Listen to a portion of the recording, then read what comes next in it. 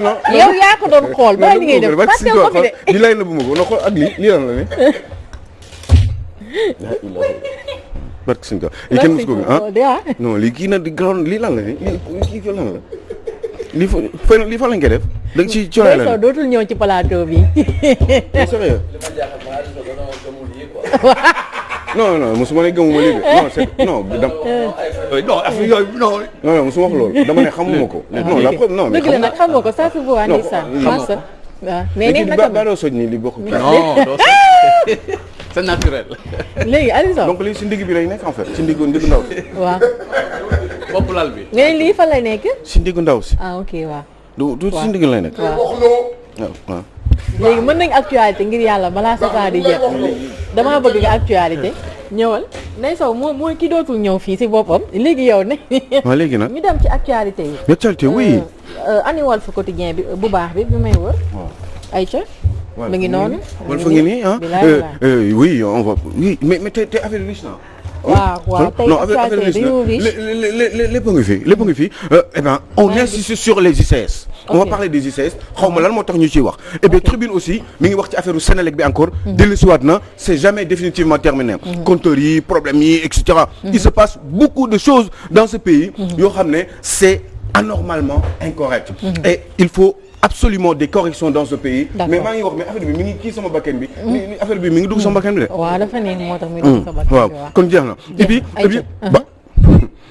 ñëwaat nañ ci Sénélec aussi. Sénélec quoi.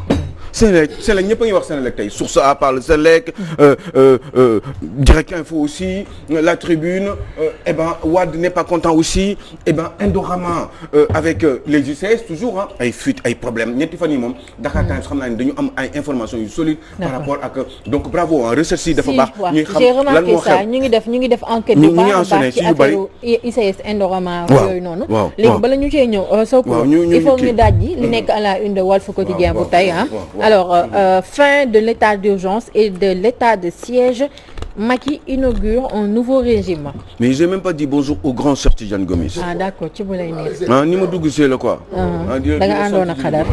ah yow mi baax. yow mi dëggu. je suis bien nii gis nga affaire bu kii la de. ay jean déchiré la parce que ce gosse là il pense que ni moom moo mën a am tubay yu baax yu mel noonu. yaa ngi dégg donc je voulais lui montrer que ni man bi may sol jean déchiré. ñun duñu sol déchiré boobu 4 ans et demi. ñun duñu sol déchiré donc na kii et puis basket yi may sol moom du ko sol. d'accord na noppi quoi. dëgg la kanamam bu sew. ok d'accord. waaw Maxu maa ngi lay sant di la gërëm et puis naturellement ñaa Torodo. ok yow moom.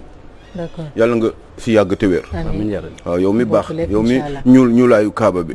yow mi jekk taxawaay. ma siree yàlla na la yàlla sàmm. ngeen am njaboot gu bari. dans 10 ans vous ferez naturellement une autre femme. mais bu boobaa nga joxal ma ko 50 millions. de takku dënn. soxla wu ma 50 millions mën nañ ñëw ci Walf Quotidien waaw wala déet. nga arrêté oui ma petite oui ma petite waaw ñëwal ci lii. fin de l'état d'urgence.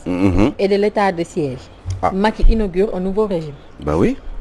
ba mooy catastrophe sanitaire et naturelle. Macky nee na eh ben dégg nga maam boobu léegi am na possibilité moom le président Macky Sall de faire ce qu'il veut. de déclencher lu ko neex en termes d'état d'urgence et d'état de siège. sans référer à l'Assemblée nationale maanaam mun na jaratul muy dem Assemblée nationale pour ne yéen ñi di manifester yéen ñi di yëngatu tey ci réew mi man danger am na man maay mesurer niveau de dangerosité bi niveau de gravité de la situation.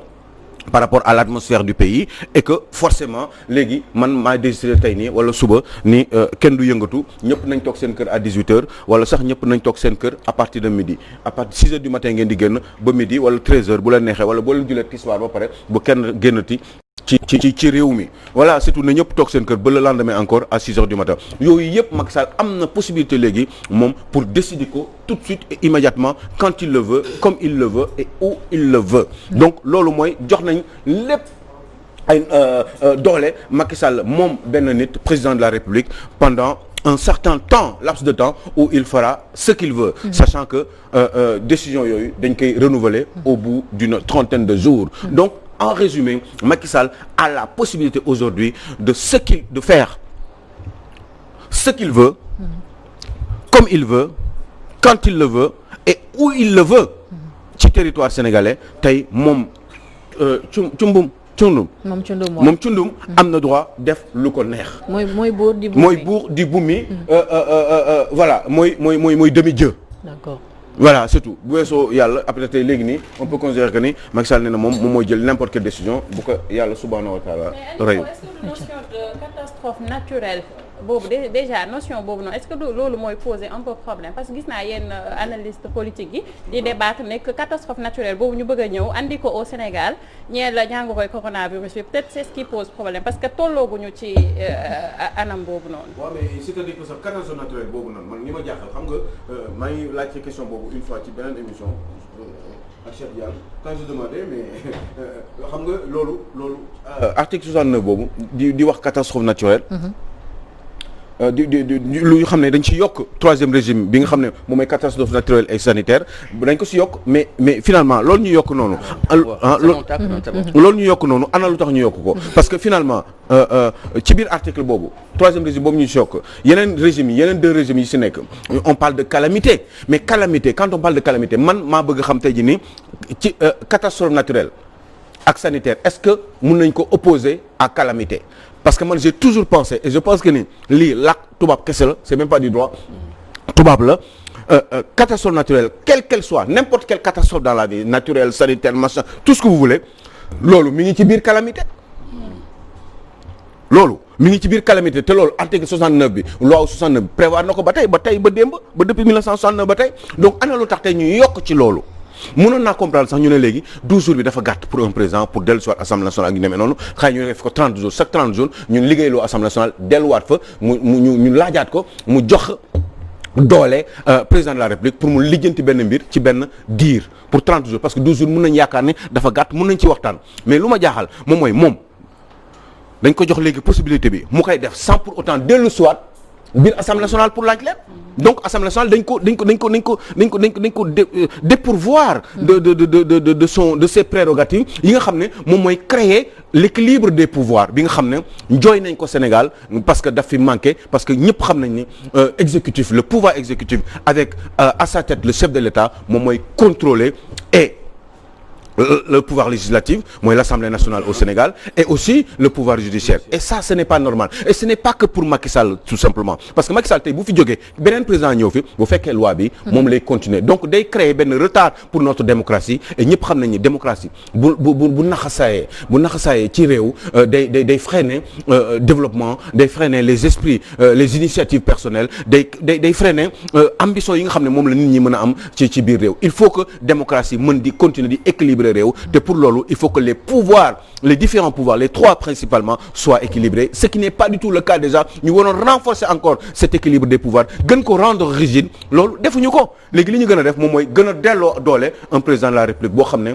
bu fi jógee tey yi nii keneen ñëwaat fi je vous assure que l'autre ne va pas l'enlever parce que ils sont individualistes les Africains en général ils sont égoïstes keneen bu ñëwoon même ñi koy kaas nii laa lay wax ne nekk dans l'opposition bu ñëwoon ba fekk fi loi boobu dañuy continuer di ko gérer xool leen loi wu Ousmane Ngom boobu arrêté Ousmane Ngom boobu gars yi doon xeex naan wéy dañuy dem assemblée dañuy dem ministère de l'intérieur parce que dañ leen tere woon périmètre boobu gars yi ñoom bi ñu ñëwee dindi wuñ ko te ñoom ñoo ko doon xeex bi ñu ñëwee dindi wuñ ko donc parce que jikko bi la en fait jikko bi la quoi dañ ko jikko parce que ñoom bu ñu dellu suwaatoon ñii nekk dans l'opposition bu si kenn ñëwoon au pouvoir il ferait exactement la même chose du ko jéem a dindi parce que lu tax dinaan mais man ana lu tax man ma am doole bi yëpp Sénégal may ma ko ñu fal ma man ma koy dindi te mu doon loi boo xam ne dafa légal loo xam ne kenn mënu si assemblée nationale moo ko voté du ñëw mukk avec sa nouvelle majorité moom le patron de l'exécutif mu le chef de l'État du ñëw mukk bu bees bu fekkee ni ku bees la naan da koy dindiwaat parce que dafa gën a renforcer ay pouvoir am ñun ñoo bëgg loolu ba ñu mayee doole baaxul et puis dans la vie en général sax nit waruñu ko jox pouvoir yëpp ce n'est pas bon parce que wóorul maa ngi koy wax fi maxur des fois da ngay yeewu suba teel kenn xamul nooy yeewu da ngay yeewu suba teel babs du la neex wala Aliou Sow nga mere ko ci benn affaire wala nga am loo joteeg Cheikh Diane Gomis wala rakku Cheikh Diane Gomis nga bëgg jaale Cheikh Diane Gomis yow mi nga xam ne da nga am pouvoir yi nga xam ne presque yàlla kese moom moo ko am yow ñu bu boobaa nga yeewu mais bu yeewu nga ne mais kii daf may fonto Cheikh Diane Gomis daf may fonto xaaral ma def ko noonu wala ma def ko naka sul noonu bu boobaa loolu wóorul donc nit dafa matul nit tant que matul kenn du ko jox yenn pouvoir yi il faut que muy équilibré nga xam ne man ak yow pouvoir nga man pouvoir la bu fekkee ni man yow da nga am problème wala da nga am foo xam ne da nga fa bëgg a indi ay difficulté boobaa man yàlla dina ma dimbali xëy na ma am benn xel boo xam ne dina mën ma équilibré waat delluwaat la ce qui fait que ni équilibre boobu mooy créer un avancement dans une démocratie ce qui va naturellement en même temps créer un développement dans un pays parce que pour aspirer à ce développement il faut forcément et naturellement une rigidité dans l'équilibre des pouvoirs. D'accord Aïcha Sow Poulo il faut ñu daal di daw ci direct news parce que tey journaux yi ñoom ñëpp riche ci seen une yi donc maa ngi gis à la une de direct news le DG de Sénélec la Sénélec s'électrocute les travailleurs font le procès de leur DG amul yaakaar ñoom amul yaakaar la ñu surnommé Papa Mademba Bitèye. Je sais pas j'ai lu le bouquin de c'est dommage je ne l'ai pas je l'ai dans ma voiture le bouquin de Birahim Seck qui doit faire un peu moins de 200 pages mais franchement tey jii nii xaw ma Birahim lan lay wax ci loolu mu bind parce que tey jii nii nee na oui c'est dommage parce que ñooñ dañuy bind rek toog quoi du ñu ñëw jàkkaarloog ñun nañu ñëw quoi au mieux s'ils sont capables de nous ridiculiser Sénégalais yëpp teg ci seen bët man nangu naa loolu mais nañ ñëw jàkkaarloog ñun ñu waxtaan ci parce que tey jii nii xoolal encore une fois 3 quotidiens wax nañ encore sur les difficultés qui sont liées à la gestion de quelqu'un qu'on appelle maintenant Amul Yaakaar je crois que Direct News wax na ko et d'autres journaux sur ça aussi en parlent ñoom Daouda Thiam donc je pense que c'est parce qu'il y a un problème dans ce pays ce monsieur il faudrait qu'il parte waratu fi toog parce que mi ngi indi ay problème te problème yëpp au départ mi ngi jógee ci Akilee bi ñu doon jéem a xeex maintenant est-ce que dañ ko instrumentaliser moom Pape Demba bi tey ba pare sànni ko dans la mare au crocodile ba pare bàyyi ko mu débrouiller bon en attendant peut-être qu'il s'est enrichi et puis bàyyi ko peut-être j'en sais rien je sais juste qu'il fait une bonne campagne politique au niveau du Saloum et je crois que quand on n'a pas véritablement des moyens dina difficile trop pour ngay def noonu commencer di am doole dans le Saloum je crois que il y a un problème quelque part avec ce monsieur ce n'est pas peut-être pas là si ça se trouve c'est un monsieur qui est hyper gentil hyper bon etc tout ce que vous voulez mais ci wàllum gestion bi je crois que dañ ko instrumentaliser ba nga xam ne léegi dañ ko dugal ci kamb crocodile bi joxoon ko ay armes mais problème c'est que munitions yi munitions moo jeex amatul doole pour continuer di xeex un combat boo xam ne c'était inutile surtout que Pape Demba Bitèye s'est contredit énormément de fois par rapport et à l'affaire Akilee et à l'affaire Powercom et même l'affaire Excelec yaa ngi dégg par rapport ak poto yi nga xam ne non c'est kii centrale charbon bu bari bi nga xam ne dañ ko defar ba lépp normal eh bien centrale baa ngi noonu amul utilisé pourtant il y a pratiquement 24 ou je ne sais pas entre 20 et 30 mégawatts je n'ai plus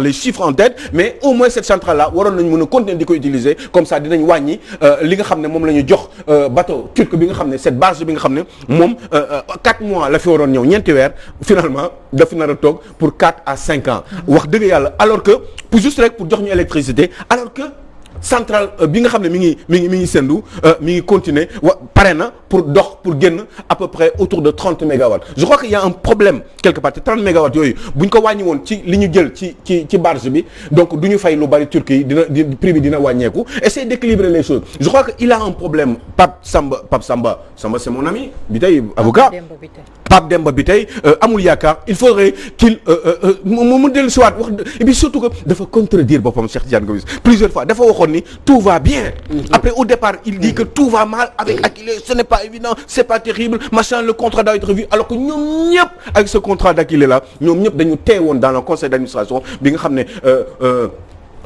Mamadou Makhtar Cissé moo ko jiite woon ñoom ñëpp ils avaient voté pour que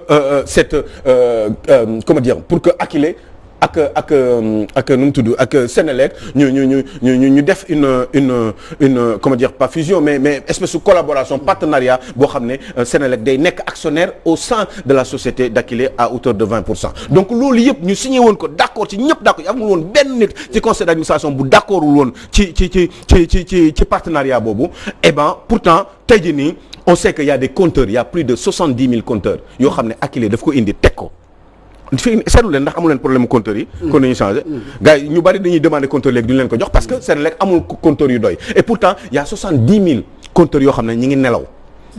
ñi ngi nelaw yoo xam ne contrat la entre Akilee ak Senelec yoo xam ne ñi ngi nelaw port huissier vérifié nañ ko il paraît vérifié nañ teg nañ ko parce que il faut nga mu am un contrôle d'huissier pour ñu xam ne ñi ngi fi parce que loolu la Akilee signé woon kon loolu la Akilee signé woon ak Senelec ne leen compteur yaa ngi nii ñun ñoo ko waxante woon ci lu ñu signé woon la dans le cadre de notre contrat léegi compteur yaa ngi nii jël leen ko waaye ñoom bëgguñu jël contrat compteur yi parce que bu ñu ko jëlee ça veut dire que li ñu contrat bi ñu signé woon baax na.